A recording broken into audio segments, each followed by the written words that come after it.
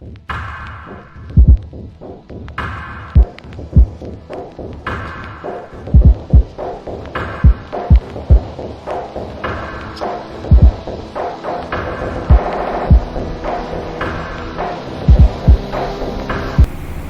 viewers, welcome to Dailies on TVRC. My name is Felicia Chinyere Ebere, and with me in today's news is Hacking from this Sunday being sent.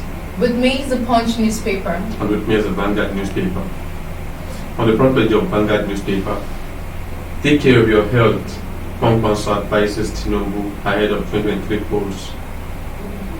Insecurity. FD has failed Nigerians, says Catholic priests. On the same front page of Vanguard newspaper, police arrest two alleged notorious cultists, recover ammunition. Again, running mate, those against Shetima now will thank Tinubu later, says APC deputy spokesman.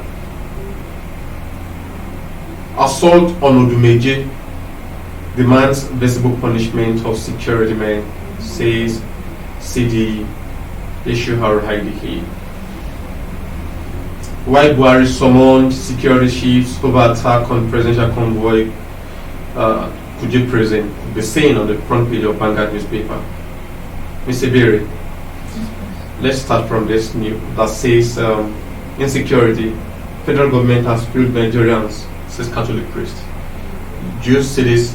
Is there any sense in what the Catholic priest are saying?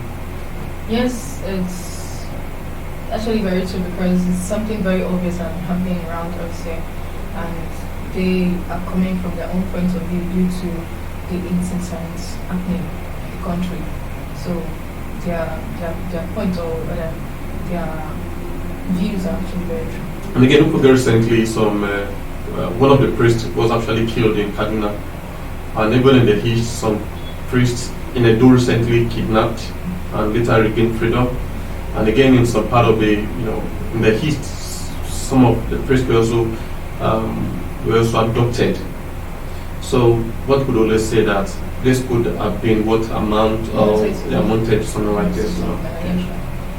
And again, take care of your health. Kwankwaso advises Tinubu ahead of 2023 polls.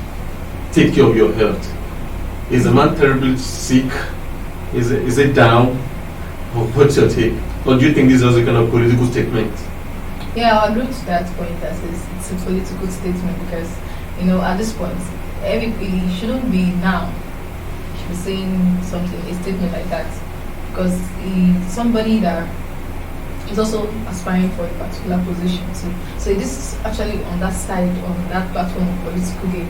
So as well, if he is, to an extent, it's also very right too, because considering one's health, you should not be so keen to what you really want to achieve at the detriment of your health. So it's another way around, just trying to remind him of his health status. Sorry, I need also to read this. This also from the front page of Vanguard newspaper. Nothing bad must happen to Nnamdi Kanu in prison, says Hypop. Nnamdi Kanu again. Don't forget, recently we heard about, sorry, I beg your pardon. Recently we heard about the prison, the jailbreak, where some group of people under the name of ISWAP they invaded the prison, and so many prisoners were escaped who were presumably Boko Haram suspects. But the hype of they are saying now that you have our own in your custody and nothing must happen to him. Don't you think there's some a kind of a double standard in the dealings of citizens in this country? Yes, very sure, because if a huge number of prisoners in that prison could escape, and nothing the federal government is saying or doing about that. So if the IPOB members would have spoken or said something about Nnamdi Kanu's security or safety, they are very much in a good stand about that. So nothing actually must happen to them, so they have their points over there.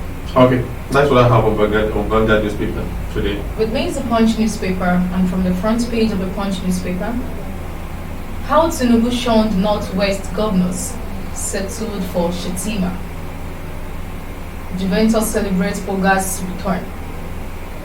Mercy Aigbe celebrates daughter's 21st birthday. Still on the front page of the Punch newspaper. Alumnus recounts how cultists killed 5 OAU students. Gunmen attack Osun Labour Party governorship candidates, at his residence. Lassa fever cases rise to 829, 160 deaths. Still on the front page of the Punch newspaper. Ogu teacher donates, equips school library.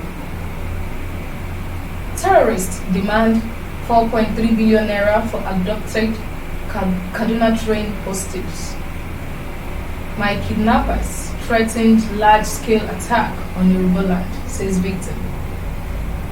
Still on the front page of the Punch newspaper. Fuel hits 250 naira per litre in Abuja.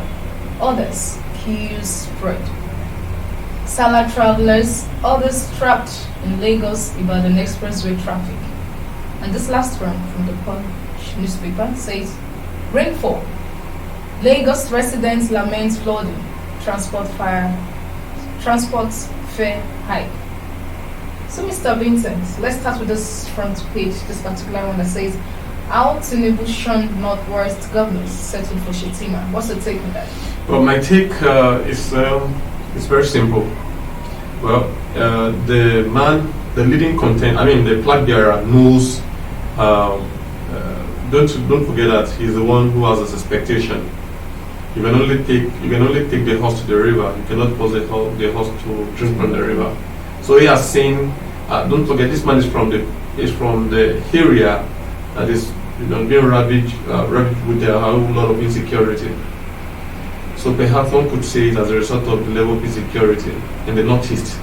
That's what led to the emergence of Shetima. So I don't know. The white Tinubu shows Shetima is best known to Tinubu himself. So we could only make our own speculation. And one of my speculation is that perhaps as a result of the operation of the ISWAP, a terrorist in that region, in the region of in the southeast, the northeast.